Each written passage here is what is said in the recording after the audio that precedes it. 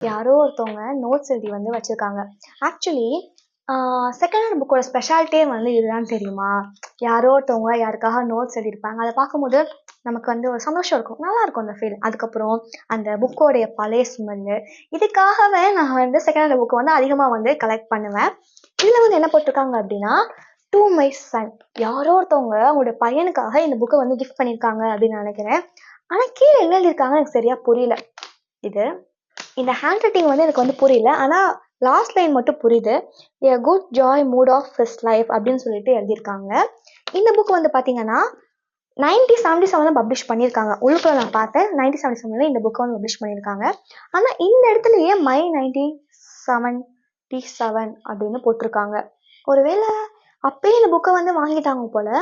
கிட்டத்தட்ட 40 வருஷத்துக்கு மேலே 50 வருஷம் ஆக போகுது. ஆனால் 2024 என் கைக்கு இந்த புக்கு கிடைக்கணும் அப்படின்னு இருக்கு. சூப்பர்ல.